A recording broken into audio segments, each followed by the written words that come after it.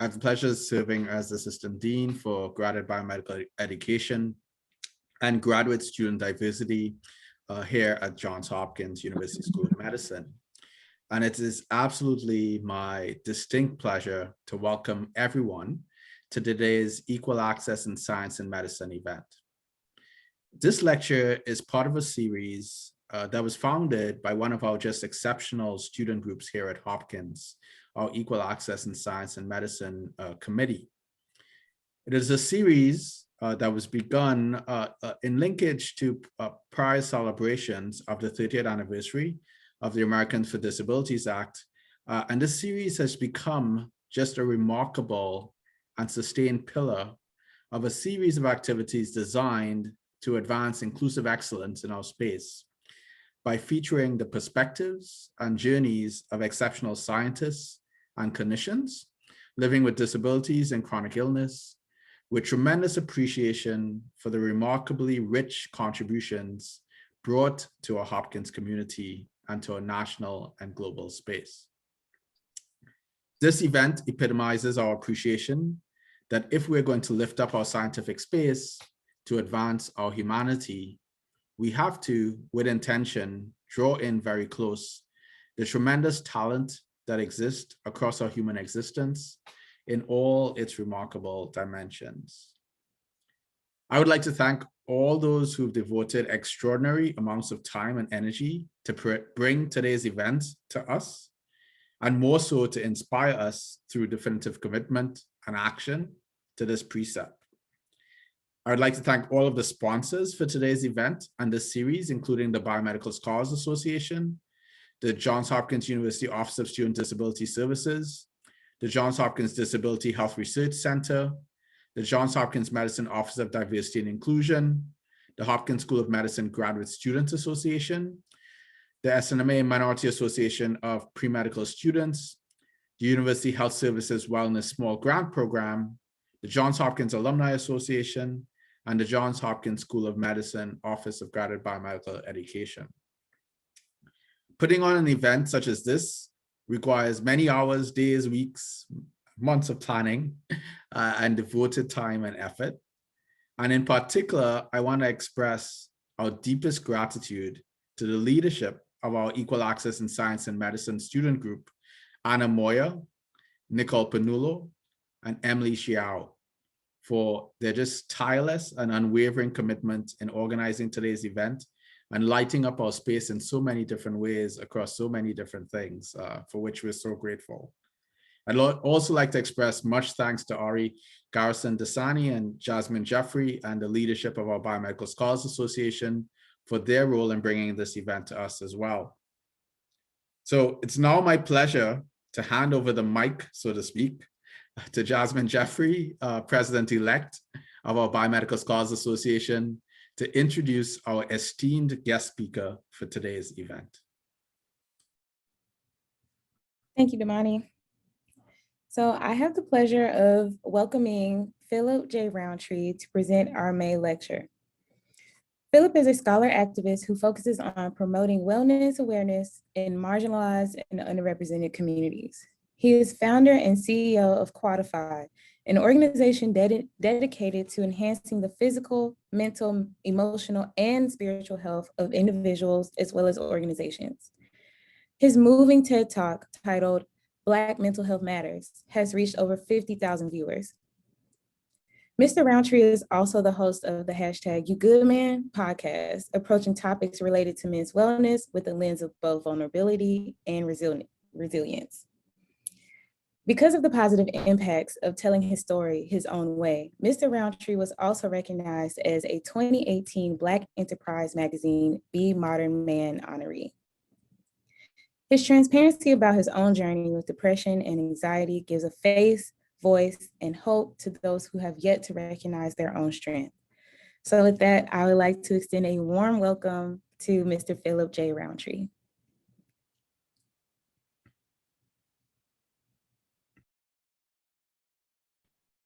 Got to unmute myself, right? Thank you for having me. I definitely appreciate the lengthy introduction. And then I had to remember that that I wrote that, right? I wrote that dissertation. Listen, I'm appreciative of Jasmine. I'm appreciative of Anna Moyer and Johns Hopkins and the various organizations that are that have asked me to come in and have a conversation about something that's so near and dear to my heart, and that is the topic of mental health. You know, when I'm sitting back and I'm listening to the introduction, and it dawned on me that, and I don't know how I missed it, right? That today is the 1 year anniversary of George Floyd being murdered by the state. And you know, I'm a firm believer in the ancestors. So when I scheduled this date and I agreed upon doing it on this day, I didn't even recognize that was the 1 year, that would be the 1 year anniversary of his murder. I woke up today with somewhat of a heavy heart, and I'll get into that, you know, as we talk about, you know, trauma and what have you, but just the impact of that now present day slash historical trauma that impacts so many folk, especially Black and brown folk.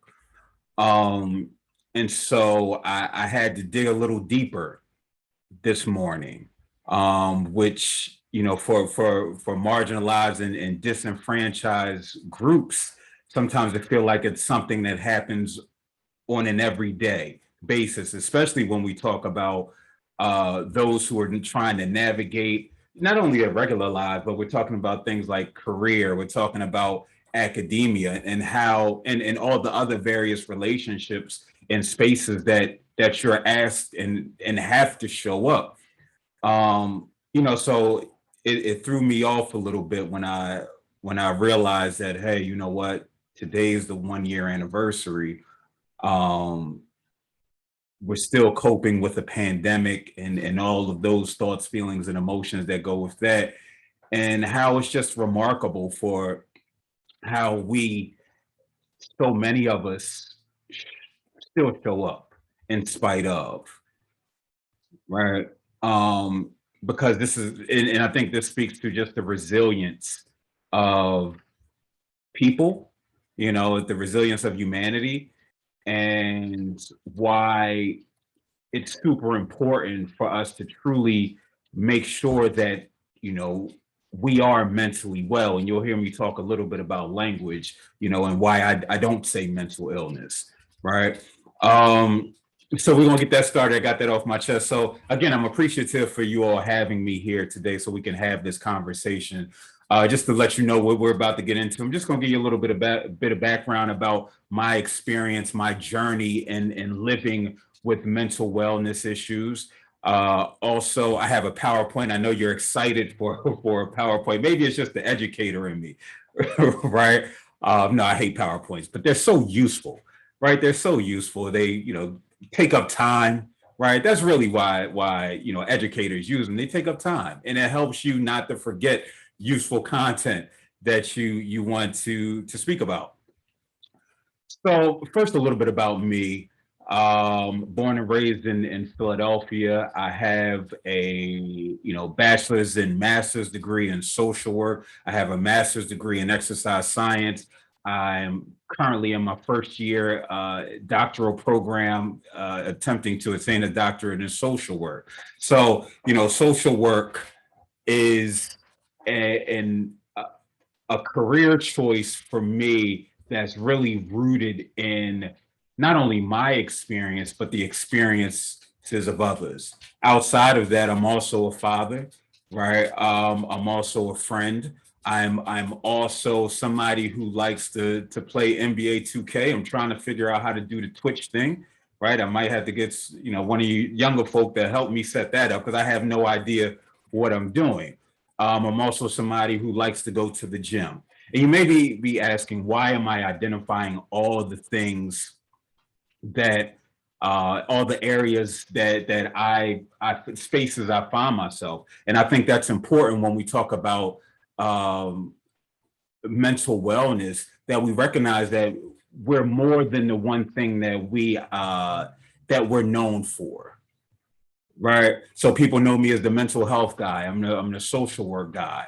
Yes, but I'm also these other things. And so it's important to remember that you're so much more than just a student, right? You're somebody who likes watching foreign films. You're somebody who likes taking your dog for walks. Because when we talk about this idea of total wellness, right? Physical, mental, spiritual, and emotional wellness, it's these other areas that that undoubtedly coalesce with one another. And if there's a deficit in one, then there's more than likely to be a deficit in another. And so it's important that we find ways, and it starts with the thought, right? So much starts with the thought and remembering just who we are, right? Who we are. And for so many of us, it's a journey. It's a lifelong journey. I'm just now starting to understand what it is my purpose here on life is.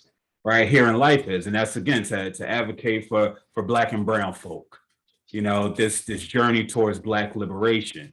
But again, in my journey to learn self, I experienced various things that impacted my mental wellness and influenced the onset of depression and anxiety for me. Right, I think back to when I was in 8th grade. And I was on my way to school, and my mother had what we now could, talk about openly and say she had a nervous breakdown. But we're talking back in 1997. I'm 37 years of age for those who do not know. Back in 1997, I don't know if we were necessarily having these conversations, especially if you don't have the language necessary to attribute to the situation. I didn't say, oh, my mom's having a nervous breakdown. No, I saw my mom crying profusely. I saw her angry and frustrated and just experiencing a myriad of emotions, and how that was impacting her. In turn, that impacted me, right? And so it was this expectation for me to go into class, and I still went to school that day and to perform.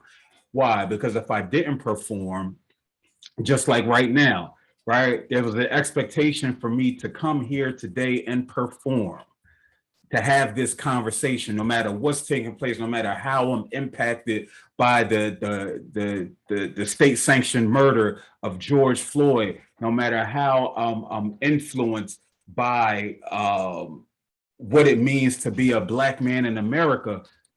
Y'all still expected me to perform, right? Now I'm in a position where I have no problem saying, well, you know what, I don't have it today. I need to sit down. I need to sit this one out. Will it affect me in Johns Hopkins? Potentially, right, moving forward. But now I'm in a place where I'm a servant to my wellness, right, as opposed to my responsibilities and what have you.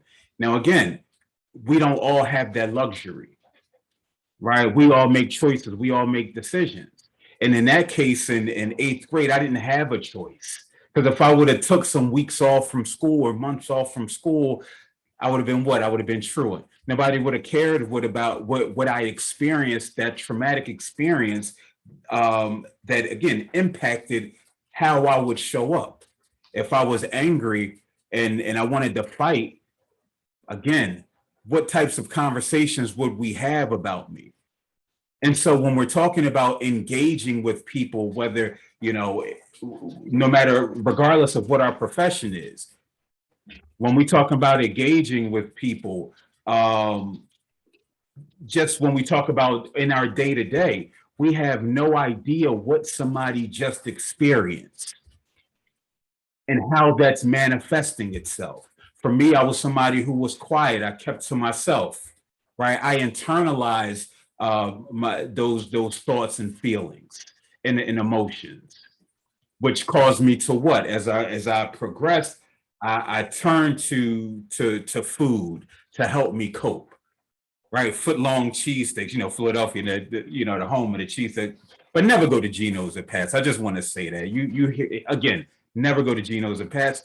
Though that's not a real cheesesteak. But I'm used to foot-long cheesesteaks, right, where I'm just eating and I'm it wouldn't be till years later that I recognized that that was a coping mechanism for me. I was already introverted. I was always somebody who didn't have high self-worth. And so these traumatic situations, they impact you. My mama, when I first started telling this story in 2016, my mama denied it. She said that didn't happen. But I'm like, hey, you know what? I didn't start drinking until I got to college, like so many folk, right? But then she came back a week later and she said, I didn't know you remember that. Why? Because we have these experiences to somebody else may or may not be traumatic, may not be impactful. They may question, well, why do you feel some type of way about this? Just because they cope with it in a different way, right? And so it's important that to recognize that, trauma is unique to the individual as to as how they respond. And so going forward, me trying to cope with, again, being a Black boy turning into a Black man in America and those stressors. We talk about going through puberty, understanding my identity, dealing with that, all under the umbrella of being a product of hip hop generation and the unhealthy tenets of masculinity that, again, impact my thinking. We take that to my 12th grade year. My mom called me downstairs. She said, Phil, Bobby died. And I started crying immediately. Bobby was my brother, 7 years older than me. He was 24. I was 17 at the time. I'm like, how? Why? What happened? Well, here we are in 2021, and we're having open and honest conversations, and there's legislation popping up everywhere related to opioid use. We understand why that is. It wasn't necessarily a conversation happening when it was crack cocaine and Black and brown folk. No, my brother didn't use crack cocaine, but he did use opioids. We're talking about codeine. We're talking about Percocets. Again, the community conversation isn't like it is now. I have no idea why he was using those things. Maybe he was using it to cope, right? No different than me, getting a cheesesteak. And so me crying because I lost my brother, my only sibling. That was a healthy coping response, right?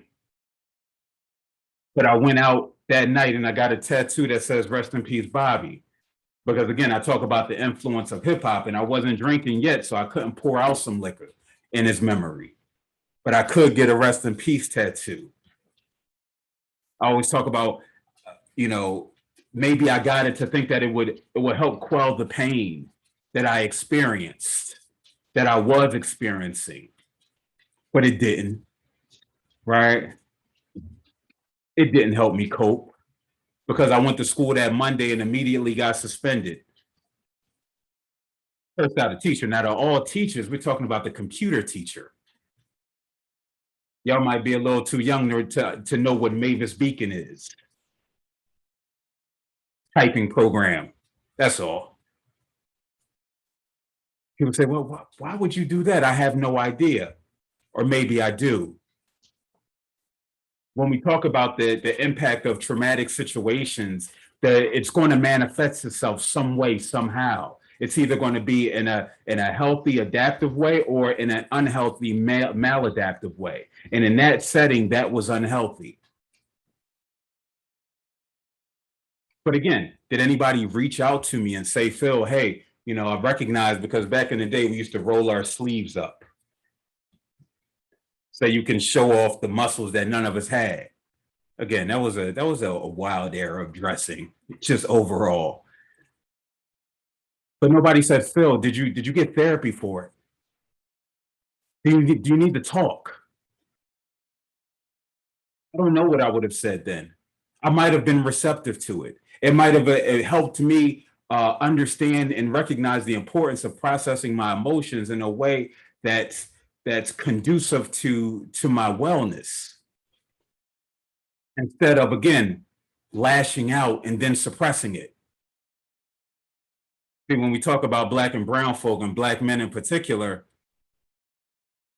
we're conditioned to suppress our emotions. We ask the question of where are the safe spaces. One of the reasons why I started the hashtag You Good Man Men's Wellness Group that turned into a podcast. Where can we have safe spaces for conversation to talk about where our thoughts and express our thoughts, feelings, and emotions? For the last at least 5 to 10 years, I'm seeing so many spaces for women and for those who identify as women popping up.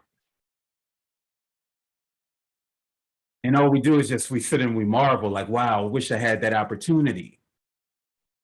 I wish back in 2001 I had that opportunity, but I didn't. But I knew I had to do what? I had to keep it moving. Again, resilience can be a beautiful thing. But a lot of these experiences that we internalize is internal violence. Right?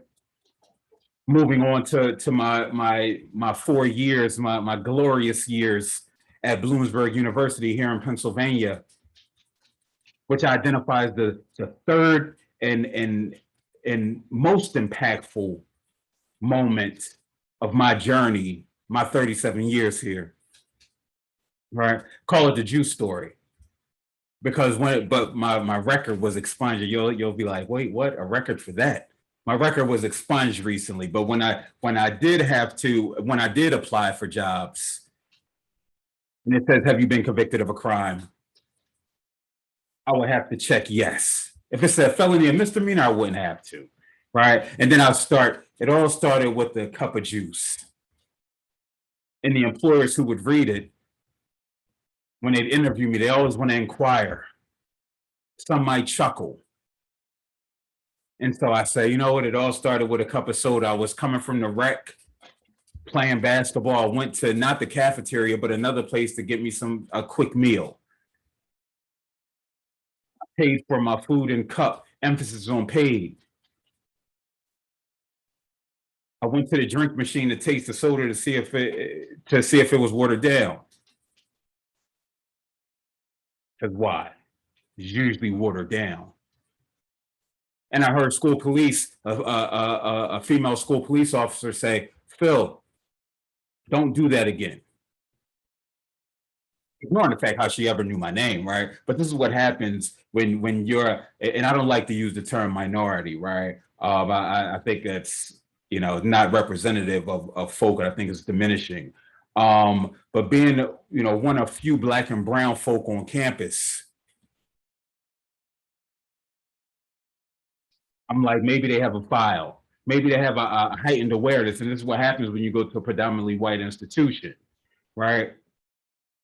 You already feel like an outcast for so many. No matter how dope the people with whom we come in contact are. Some call it imposter syndrome. I don't necessarily know if Black and brown folk can experience imposter syndrome, because what we're talking about the impacts of colonialism, white supremacy, patriarchy, right? And so with that, and me at this stage of the game, me challenging authority, right? Because again, this is something that I've internalized. And I put quotations around authority. Wait, why are you engaging me at all? This is stealing. Instead of using my words and saying, listen, I paid for this cup. I'm checking to see if it was watered down. That's all. Because again, in certain situations, yes, we could talk about the systemic racism aspect. But we also have to have some accountability, right? And so in that situation, instead of me using my words, I lashed out and coped the way that I knew, because we recognize that coping is a learned behavior. How we cope is a learned skill, which is reinforced in our experiences, right? And so with that, I cursed her out. Why? Not because I'm violent, never been in a fight in my life. I'm too pretty to fight. But why? Because that was my mother's method of coping when she was frustrated and was angry, not towards me, but towards outsiders. And so every curse word that I said was a terroristic threat, right? Disturbing the peace, disorderly conduct. Ended up with 13 or 14 charges. Why? Because I was wrongfully accused of stealing, right? And as some people say, well, yeah, why didn't you just comply? Yeah, this might not be the presentation for you, right? I think we got a little bit more learning to do, a little more understanding, a little bit more recognizing about what certain populations are up against. And so as a result of that, I was kicked out of school. I had to serve 2 days in jail, right? Over a cup of juice. But when I talk about that experience, I recognize that it was an inflection point for me in this journey on mental health, because I ended up getting back into school at Bloomsburg University and graduating. Prior to my last semester, a professor of mine by the name of Dr. Cambone Kamara, God bless the dead, he would always want me to come in and have conversation with him. Now at 37, I understand why, because he wanted to take my temperature and how I was feeling about the state of being Black on this predominantly white campus, being Black in a society where you have to be twice and 3 times as good. But I didn't go to him for that. I went to him for another reason. And in the midst of that conversation, he said, Phil, in life, you change to get something or to keep something. At the time, I'm like, listen, I didn't come to you to hear that. But little did I know that will become my mantra, something that I say to myself on a daily basis. I couldn't continue coping in the same way and expecting a different result. We know that's the definition of insanity, right? And so with that first conversation sparked something in me to recognize that, you know what, in this journey, I have to take care of myself. And what that showed me was that I need to truly ensure that I'm living optimally, that I am thriving. And so over the course of the next 10 or so years, that meant me seeing multiple therapists. That saw me beginning to take medication. I didn't mention that for during this time period and for about 15 years of my life, I experienced suicidal ideations daily, 4 to 5 times a day. It wasn't until I reached the age of 31, 32, where I said, hey, you know what, I'm gonna give this medication thing a chance. And it halted those thoughts, with it being a direct result of anxiety symptoms and perseverating on different things. And in this case, perseverating on this idea of suicide. When we talk about the impact that this had in my career,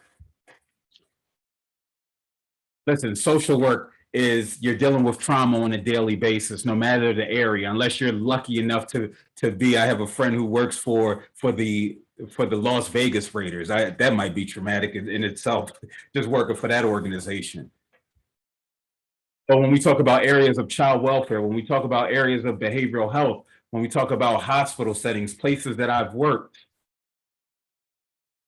the depression and anxiety that I live with impacted me. Here I am ingesting all of this trauma, all of this heartbreak, all of this pain was predominantly experienced by people that look like me. It took its toll. We have to know when to hold them. We have to know when to fold them. I think that's Kenny Rogers or somebody. I'm not sure. But I knew in doing direct practice work and social work that I could no longer continue that because my wellness was being put on the line each and every day. I had to navigate. I had to truly shift, right? Because I recognize all the self-care in the world, the bubble baths, the therapy, the engaging with friends, all of these things that are supposed to be helpful just weren't helping in this situation, right?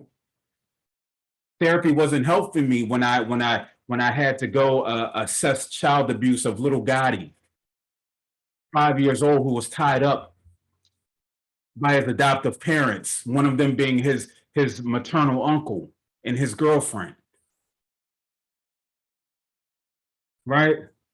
That trauma didn't leave me. It impacted me. It started impacting how I saw the world. And so for wellness related purposes, I had to know when to fold them, right? I would start this business Quantify in 2016 as I prepare to share my screen. Let's see if we can get this working. Oh, Yahtzee, right? Hopefully. Having some difficulties.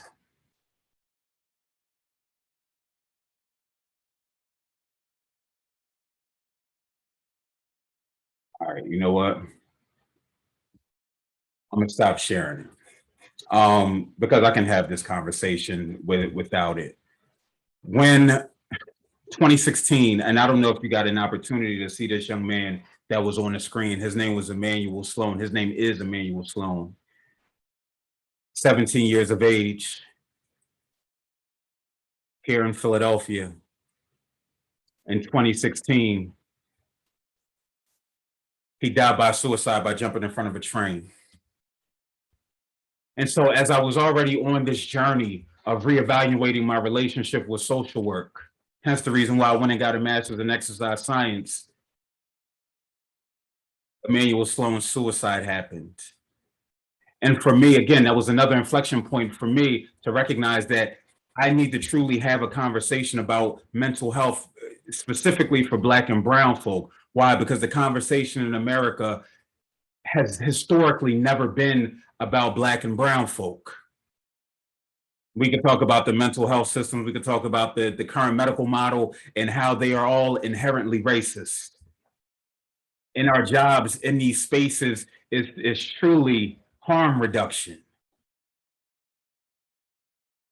And so with Emmanuel Sloan, I knew that I had to tell this story. I had to tell my story because I wonder if he would have saw himself in me.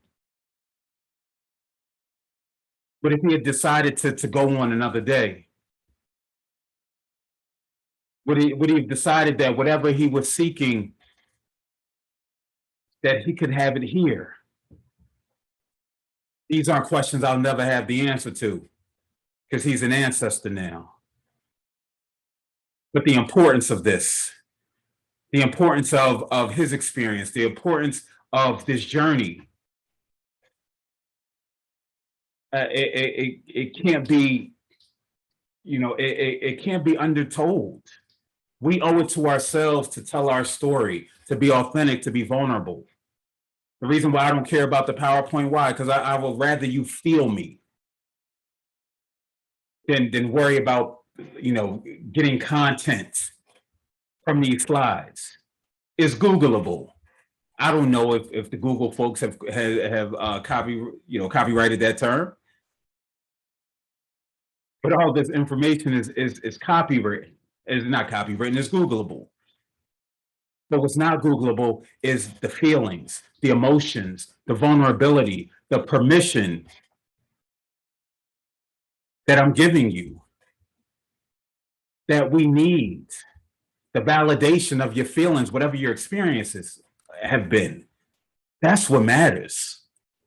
It's a beautiful thing you're at Johns Hopkins. But in the grand scheme of life, your wellness is most important, whatever that looks like for you. I am going to go through, I'm going to talk about, even though you can't see it, I'm going to talk about a few things, right? Because it's important that we do recognize that the influences and the barriers and just some overall treatment recommendations for you. You know, when we talk about risk factors, we talk about trauma, right? You heard me talk about my story of and my experience with trauma.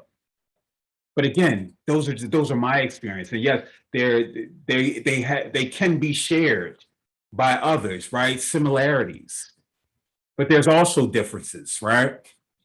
We're talking about a history of sexual abuse, a history of violence, a history of witnessing violence, a history of violence in an individual's community. So when we think about George Floyd, when we think about the populations that we work with, how is that impacting how they're showing up? How is that impacting their willingness to engage with a service provider, to engage with you? You know, when I was sitting there doing something for class, and one of the things I am is, again, I have 100 jobs. So I'm an adjunct professor at several universities, and I'm at this new university. I'm doing the orientation, and it was talking about building relationships, right?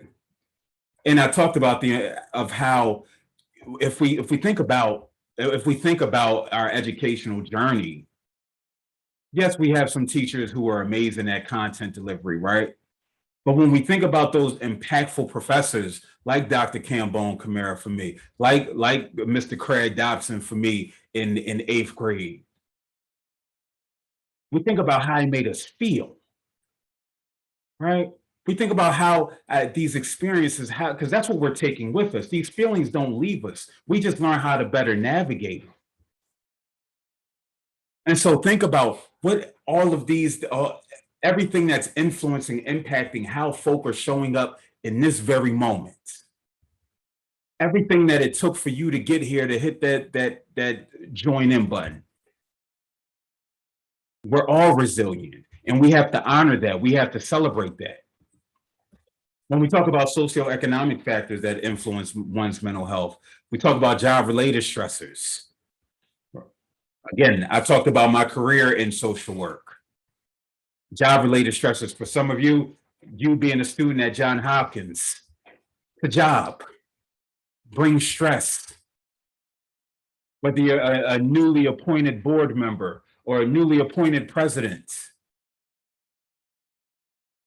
Again, all of these different factors. What's the income that you're, when we talk about as far as what are you making right now? Listen, being a broke college student is not fun in comparison to some of my well-off peers. You know, you're sitting watching them like, and again, y'all don't have these issues. Trying to scramble to put money together for a bottle of liquor, right? These impact how we show up.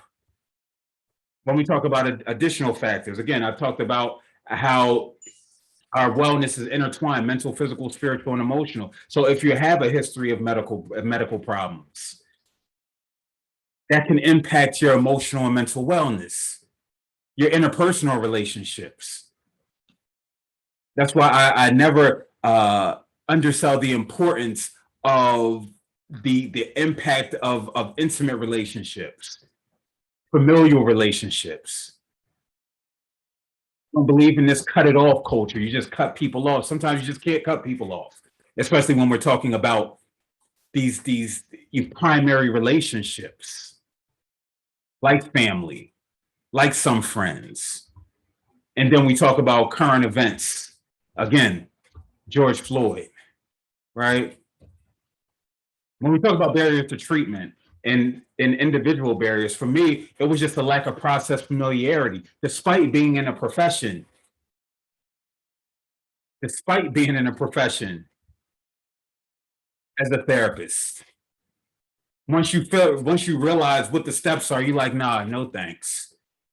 Navigating that can be difficult.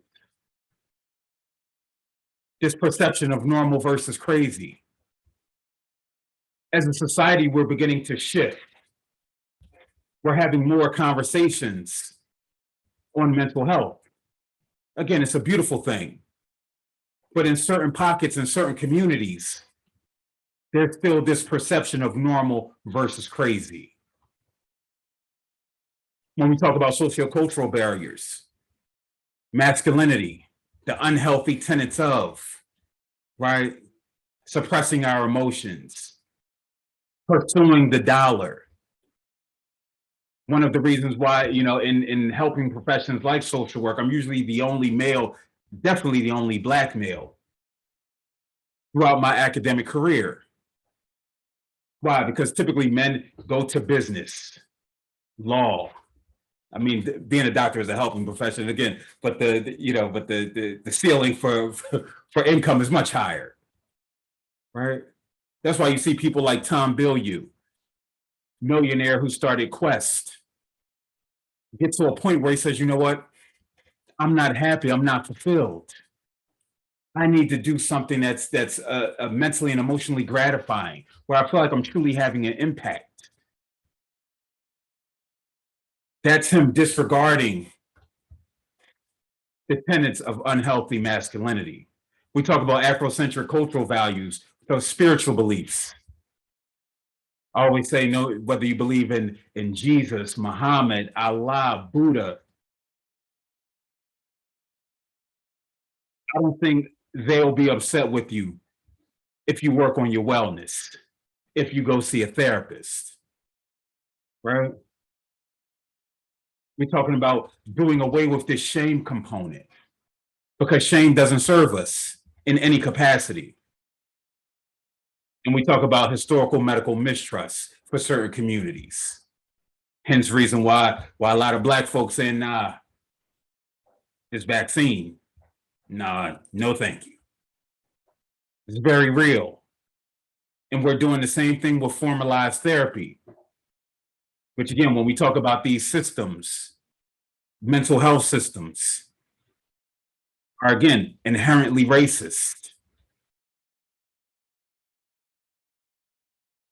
And last but not least, economic barriers, lack of health insurance, lack of mental health insurance. Again, this might not necessarily pertain to you because you have access to the counseling center, right? I'm sure it's in your tuition or your scholarships. You should be good, right? It's one of the amenities that come from being either working or being a college student. But that's not the case for everybody.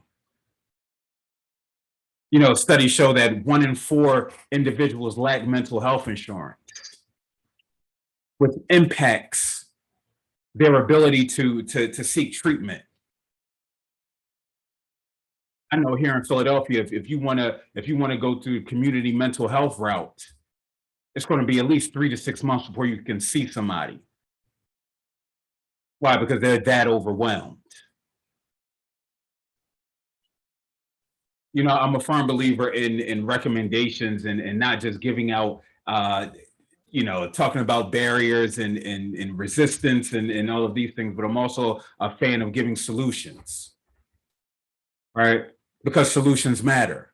And so when we're talking about self, I'm a firm believer, again, attending therapy. There's different ways for you to do that. You can do Psychology Today. You can do contact your insurance company. You can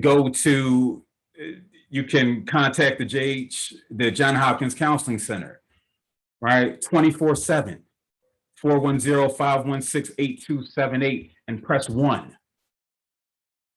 Again, I don't think you recognize how much of a luxury that is.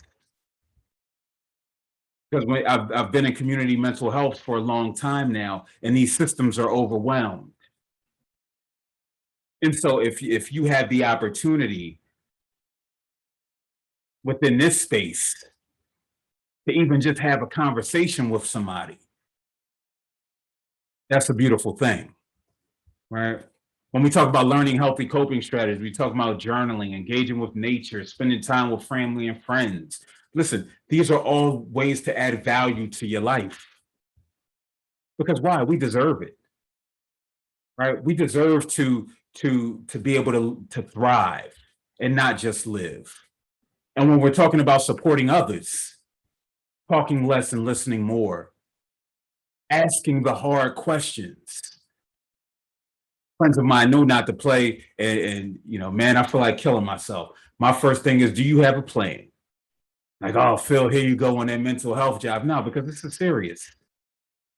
I love you. And as a result of me loving you, I'm going to ask the uncomfortable question. Judgment free. It's a safe space. And again, assisting and helping with connecting with professionals. So, I had this conversation, and I'm definitely appreciative of it. But what matters to me more, right, are questions where we can truly have dialogue. Because I could sit and talk about myself. I don't really, get into all that, honestly. I know they found me off a TED Talk, but I'm more about helping the people. Again, my purpose is to just help folk navigate difficult situations in difficult spaces, right? So I appreciate you taking the time to listen to me.